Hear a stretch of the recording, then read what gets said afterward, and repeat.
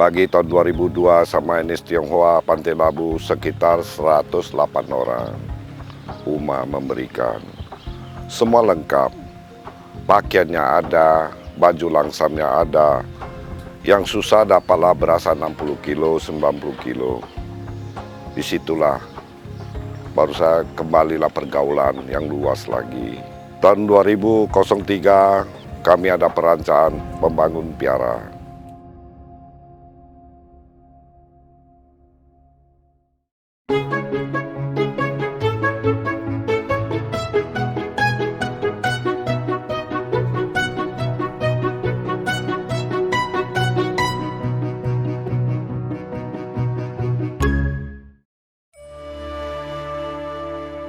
Rugemuk adalah desa di Kecamatan Pantai Labu, Deli Serdang, Sumatera Utara yang memiliki potensi besar untuk dikembangkan. Terletak di kawasan pesisir pantai, ekonomi warga bergeliat di sektor pertanian dan kelautan. Sebagian kawasan pesisir di wilayah ini belum dikelola dan ditata dengan baik. Masalah lingkungan seperti polusi dan abrasi juga terjadi, hingga berdampak pada menurunnya kualitas dan kuantitas sumber daya alam. Untuk menjaga kelestarian lingkungan, Pemkab Deli Serdang menjadikan Desa Rugemuk sebagai Kampung Bahari Nusantara pada tahun 2020 lalu. Pencanangan ini bertujuan mengedukasi warga untuk mengubah pesisir menjadi indah. Saat ini, Rugemuk tengah berbenah menjadi tempat wisata. Salah satu tempat yang sering dikunjungi berbagai kalangan adalah Wihara Nam Hai Kwan Im, yang sekaligus menjadi destinasi wisata rohani agama Buddha, khususnya penganut Konghucu. Terletak di tepi pantai yang berhadapan dengan Selat Malaka, wihara unik ini dibangun pada tahun 2004 dan dirancang sendiri oleh Lim Juli, warga Pantai Labu yang memutuskan kembali ke Desa Rugemuk setelah puluhan tahun merantau ke daerah lain. Riwayat hidup saya hidup di luar, besar di luar. Jadi cukup saya udah berusia, pinginlah berkeluarga. Mama saya masih hidup waktu itu. Pulanglah kau nak ke Sumatera. Kan waktu itu nggak ada kawan mamaku. Pulanglah aku. Pulanglah saya ke Sumatera kembali ke sini. Baru saya kembalilah pergaulan yang luas lagi. Tahun 2003 kami ada perencanaan membangun piara. Dan aku pikir-pikir, oke, saya bangunlah. Waktu itu mau bangun, nggak ada uang. Pingin, carilah. Wihara ini dipersembahkan untuk Dewi Kwan Im atau Kwan Yin dalam bahasa Mandarin. Kwan Im adalah perwujudan Dewi Welas Asih dari Tiongkok. Nama Kwan Im adalah dialek Hokkien yang digunakan mayoritas Tionghoa di Indonesia. Di Jepang, Kwan Im disebut Kanzeon, sementara di Korea ia disebut Kwan Em. Ia merupakan perwujudan bodhisatwa yang melambangkan kasih sayang.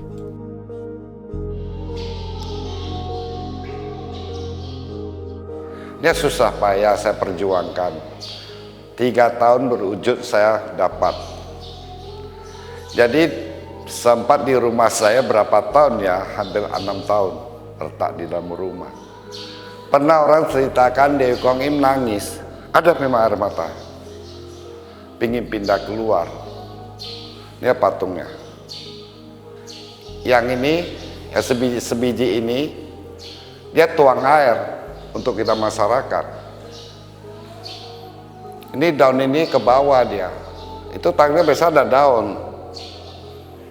Ini kepala naganya. Ini dulu dari akar dia. Akar pohon nih. Ya malam saya berdoa. Moga-moga jadi. Moga-moga jadilah. Tuhan menunjukkan udah. Carilah kayu itu. Patung Dewi Kwan Im. Kami cari ke Bukit Lawang, ke Aceh, ke Ranto, nggak dapat. Ada satu orang datang kabarin adalah satu pohon kayu yang bagus di atas gunung. Kami pergi lihat, siap potong, nggak bisa pakai. Habislah uang kawanku, sekitar 10 juta lewat. Tidak ngeluh, tidak. Nah, oke. Ya semua ini kan tergantung kita menjalankan jujur apa tidak jujur. Kalau saya pikir, saya seorang jahat juga, bandel, tukang mabuk, hidup saya. Disinilah aku terpikir, kalau saya bisa cipta, bukan saya bebasin. Saya membentuk ibadah siap pakai uang orang, kembalilah ke orang. Jadi udah ini berbentuk satu ibadah, saya menciptakan siapa aja kesini sembahyang, saya juga bermohon, sama-sama kita menjaga. Sama-sama merawatlah, saya bermohon.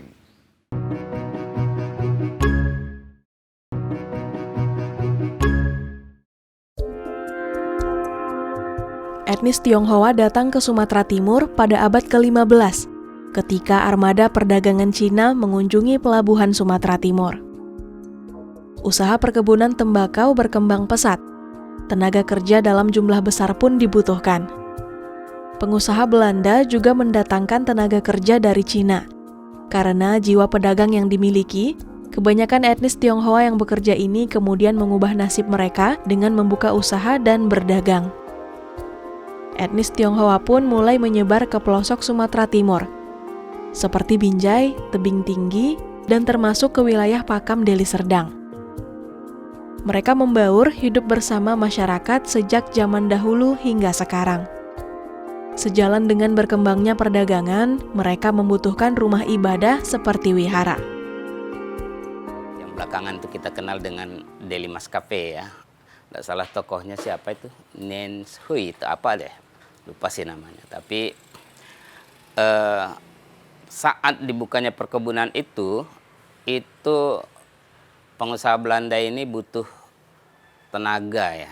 Butuh tenaga untuk menanam tembakau, ya katakanlah buka hutan lah, kita anggap buka hutan tuh. Nah, tenaga-tenaga buruh yang dibutuhkan itu memang dari, kalau kita lihat sejarah itu ada dari etnis Tionghoa, ada India, ada Jawa. Ya. Akan tetapi sebetulnya masuknya etnis Tionghoa, penyebarannya di Sumatera Timur dan meluas ke daerah-daerah sekitarnya termasuk Deli Serdang itu bukan hanya lewat jalur kuli kontrak, tapi juga ada istilahnya, ya kalau kami menyebutnya itu istilahnya Cina bebas istilahnya, atau dia datang kemari atau ke Sumatera Timur ini lewat jalur yang tidak terikat dengan jalur perkebunan atau kuli kontrak, yaitu mereka memang pedagang datang dari sana mau berbisnis ke Sumatera Timur, dan contohnya itu keluarga Chong Api misalnya kalau di Medan tuh. Akan tetapi kalau kita baca sejarah masuknya orang Tionghoa misalnya ke khusus daerah Pantai Labu yang pada masa itu atau pada saat itu sedang berada pada atau dalam kekuasaan Kesultanan Serdang. Kesultanan Serdang ini lebih 200 tahun ya, dari tahun 1723 itu sampai tahun 1946. Lah ada sekitar 5 sultan ya. Dan sultan yang keren menurut saya ya, yang terkenal dari segi perekonomian dan bisnis itu adalah sultan yang ketiga. Tidak salah itu Sultan Tapsinar Basarsah ya.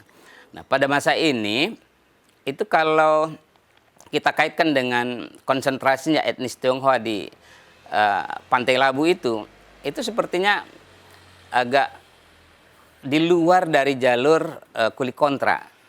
Karena kuli kontrak itu, penandatangan kontrak itu sekitar tahun 1867, tidak salah itu kontrak pengusaha Belanda dengan Kesultanan Delhi saat itu. Itu dikontrak 90 tahun, walaupun nggak habis tuh, kita udah merdeka dan orang-orang Belanda udah diusir, kira-kira begitu ya, nggak sampai habis. Nah, dan jelas sekali bahwa masuknya orang Tionghoa atau etnis Tionghoa ini ke Pantai Labu pada masa Kesultanan Delhi itu di luar itu. Kalau kita khusus Pantai Labu dan saat itu gitu ya. Pada masa Sultan yang ketiga yaitu Sultan Tab Sinar Basarsah itu perdagangan udah cukup maju gitu ya. Kenapa dikatakan cukup maju? Selain kalau sekarang tuh ada bekas istananya itu di daerah Rantau Panjang namanya. Daerah Rantau Panjang. Dulu konon ceritanya di situ ada sebuah pelabuhan yang bisa kapal-kapal, kalau dulu kapal tongkang, kalau istilah kita ya pokoknya kapal besar. Itu masuk dari luar tuh di situ pelabuhannya gitu. Maka diceritakan oleh masyarakat pada masa Sultan Tab Sinar Basarsah itu beliau itu udah berbisnis, bahkan pelabuhan itu udah menjadi sentral walaupun nggak kayak Singapura ya. Cuma nggak disebutkan data persisnya itu ya pelabuhannya, tapi cerita masyarakat dulu situ pelabuhan. Dan ada juga berita bahwa itu menjadi semacam ya pusat perdagangan dulu di situ. Bahkan dikabarkan Sultan Tab Sinar Basarsah ini itu juga punya kapal dagang sendiri. Itu kan artinya mewah tuh. Nah, menggambarkan seorang sultan yang berkuasa lebih kurang 33 tahun, dia punya fasilitas bisnis yang keren. Wah, ini secara logika sangat menarik, terutama bagi orang-orang Tionghoa yang dari luar yang memang punya semangat dagang, punya jiwa bisnis yang memang udah mengakar dari sononya begitu. Kira-kira begitu. Jadi bukan kalau bahasa kita sekarang bukan kaleng-kaleng tuh. Di Medan, wihara tertua juga dibangun untuk Dewi Kwan Im. Wihara yang terletak di Labuhan Deli ini dibangun pada tahun 1890 dan berdekatan dengan Masjid Al-Osmani yang juga melambangkan kerukunan antar umat beragama. Sementara di Sukabumi, Jawa Barat, wihara Dewi Kwan Im juga berdiri di perbukitan menghadap pesisir Teluk Pelabuhan Ratu. Jadi Apalokita Iswara itu kalau diterjemahkan Apalokita itu kira-kira melihat ke bawah tuh terjemahannya ya kan. Tapi kalau Iswara itu ya suara, artinya suara dari bawah. Jadi seorang tokoh yang disebut dengan Bodhisattva di India itu adalah punya perhatian terhadap masyarakat yang mengeluh yang datangnya dari bawah. Jadi Dewi Kwan Im dalam artian seperti itu maknanya adalah welas asih, penyayang. Gitu. Itu di India tuh. Tapi diamini di Tiongkok itu pada masa dinasti Tang, tidak salah ya, sekitar abad ke-7 sampai awal abad ke-10. Lalu, tapi itu bergeser di Tiongkok juga pada masa dinasti Song, tidak salah itu ya. Itu udah berubah menjadi tokoh perempuan. Lalu dinasti Yuan pada abad ke-13 makin kuat tuh. Dan diperkuat pada abad ke-15 di Tiongkok itu pada dinasti Ming. Jadi memang betul-betul Kwan Im di situ gambarnya adalah seorang cewek tuh. Nah, dan tadi betul ada analisis politik ya. Analisis politik itu antara lain karena ada suatu ketika penguasa di Tiongkok itu adalah seorang cewek tuh ya. Jadi ya ini juga ada hubungannya barangkali dengan terlalu menguatnya istilahnya ya. Saya pikir mungkin ya tokoh-tokoh Buddha zaman itu atau masyarakat saat itu cerdas tuh. Kalau kasih sayang, welas asih, cocoklah simpulnya cewek itu, bukan laki-laki tuh. Laki-laki kan yang biasanya ganteng, perkasa, tanggung jawab tuh ya. Tapi kalau konsepnya adalah welas kasih dan kasih sayang, kepedulian orang atas terhadap masyarakat bawah yang mengeluh. Kayaknya simbol ibu-ibu jauh lebih tepat daripada laki-laki. Lekong kecil ini sangat ada artinya. Dia kalau ada jembatan melewatkan Pacak Dupa besar, ini harusnya di permisi sini. Ini besar. Ini kalau ini kan bundaran ini. Ini ku bikin bulat. Jadi kita masa kehidupannya harus kita langgur semua bulat. Nggak bisa acak-acakan.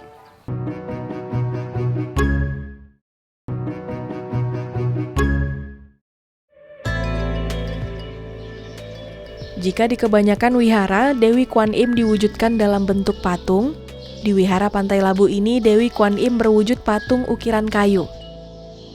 Saat wihara dibangun, Lim Juli mencari kayu yang tepat untuk patung Dewi Kwan Im. Setelah bertahun-tahun, ia baru menemukannya di hutan Marike, Kabupaten Langkat. Aku bikinkan. Tapi bentuknya gimana, jangan kau salahkan aku. Dia percaya diri, udahlah kau bikin. Situlah saya memang nggak punya sekolah. Saya sih buta huruf, Bang. Ya buta huruf ini pun, orang buta huruf mungkin IQ-nya kan nggak kalah yang orang bersekolah. Memori kita masih utuh, nggak pecah. Ya aku rancang.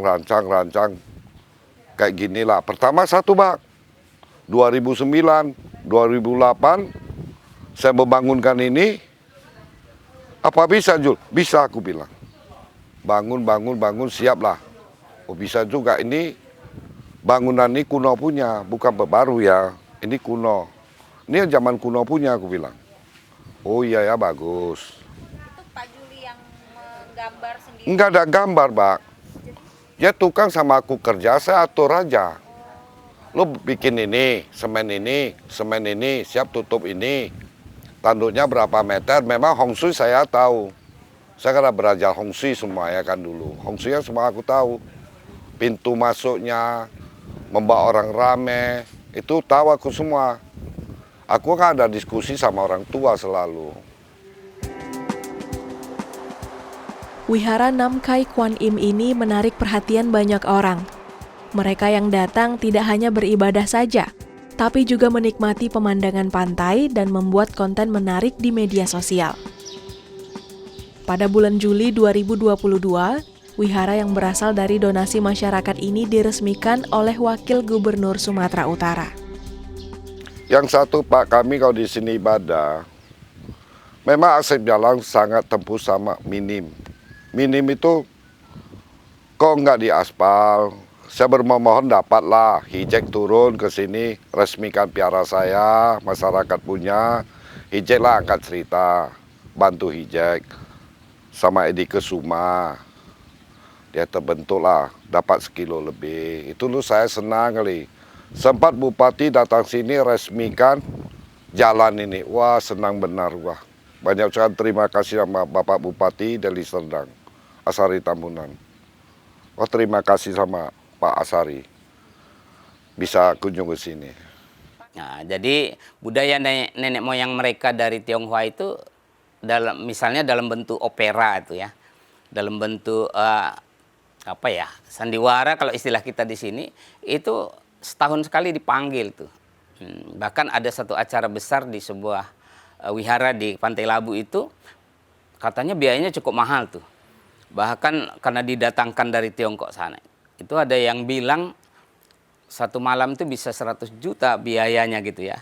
Dan bisa mereka di sini sampai 14 malam gitu. Nah, jadi kan itu biaya besar.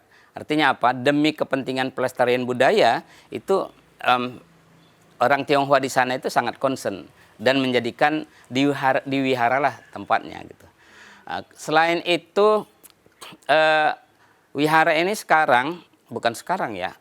Dulu pun gitu kabarnya ya. Itu dijadikan tempat kalau bantuan-bantuan sosial gitu, kepedulian sosial lah istilahnya. Itu pada umumnya karena mungkin karena juga mereka pendatang perlu mengadakan pendekatan pada masyarakat yang didatangi. Jadi di rumah ibadah itu fungsinya bukan hanya untuk ibadah saja, tapi juga untuk adalah kepedulian sosial. Saat ini Lim Juli masih bercita-cita untuk membangun wihara 9 Dewa Kaisar. Kau Ong Ya yang lokasinya berdekatan dengan wihara Nam Hai Kwan Im. Wihara ini memiliki desain yang unik, yakni berbentuk perahu kuno. Pembangunannya tertunda karena masih menanti donasi para dermawan. Tekad Lim Juli untuk membangun wihara ini tak pernah surut. Ia merelakan tabungannya untuk pembangunan tahap awal. Kita main-main ke berbagai tempat, terutama di Asia Tenggara, bahkan kalau di Eropa agak beda tempat rumah ibadahnya udah tua-tua tuh. Tapi kalau di kita Asia Tenggara itu memang sedang hit kalau istilah kita, menjadikan rumah ibadah itu salah satu di antaranya adalah sebagai destinasi wisata. Jadi menurut saya gagasan mendirikan atau katakanlah memugar kembali kelenteng atau wihara Dewi Kwan Im yang ada istilahnya sekarang Pantai Juli itu di apa itu Pantai Labu itu disebut di Pantai Juli dinamakan mereka itu. Saya pikir sangat tepat tuh. Jadi terima kasih kita pada pemerintah setempat ya. Jadi kalau di Malaysia itu jelas tuh jual-jualan. Tentu kalau Malaysia karena memang itu Muslim ya banyak halal semua tuh. Nah di wihara Dewi Kwan Im yang ada di Pantai Labu, kalau kita kemarin mau makan pesan nasi tuh, kita dinasihatin tuh sama ibu-ibu di situ. Saya manggil kakak tuh. Abang nggak usah makan. Itu nggak halal untuk orang Islam. Wah ini keren nih. Saya kira ini mental dan sikap yang sangat bagus. Saya harapan masyarakat, lihatlah kami ini. Saya kurang dana membangun 9 Dewa Kaisar. Saya sangat membutuhkan dana. Saya bermohon sama siapapun yang luluhkan hatilah. Aku buat ada dokumentasi. Saya berbuat ada dokumentasi, tertulis semua. Seapa kecil pun. Ya saya harap nggak terpikir situ ya, Bang. Saya cipta gimana berkembang, saya saat ini tuh nggak tahu. Taunya rame aja, Bang. Saya nggak tahu apa-apa. Oh rame, terima kasih aja. Aku sehatiku gitu. Jadi walaupun ada piara belakang siap nanti satu hari, entah kapan saya nggak janji. Mungkin ada satu lagi 4 wajah. Habis 4 wajah bikin di laut. Itu harapanku, mau untuk rame gimana saya tuh nggak bisa jamin, Pak. Karena saya hanya membikin. Niat nggak ada niat apapun. Bukan saya punya, masyarakat punya. Bagi masyarakat Melayu yang ada di daerah Pantai Labu, ini harus menghargai bahwa Pantai Labu itu bukan tempat sembarangan istilah saya. Bagi saya itu tempat sakral terkait dengan sejarah masa lalu yang sukses di sana. Di bawah kepemimpinan Sultan Tapsinar Basarsah, itu masyarakat aman, damai, rukun. Nah terkait tadi dengan orang Tionghoa juga, semangat atau filsafah atau ajaran dari Dewi Kwan Im yang gagasannya adalah welas asih atau kepedulian terhadap orang bawah, mendengar keluhan orang bawah. Ini juga sangat strategis untuk dihidupkan kembali di Pantai Labu itu. Kemarin kita berkunjung, terutama menghadapi hari Imlek ini, mereka bikin kegiatan-kegiatan yang membantu kehidupan sosial bagi orang yang nggak mampu.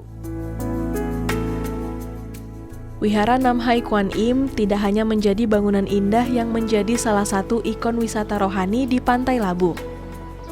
Tapi lebih dari itu, ia melambangkan kekuatan welas asih dan kerukunan hidup antar umat beragama leluhur masyarakat Indonesia.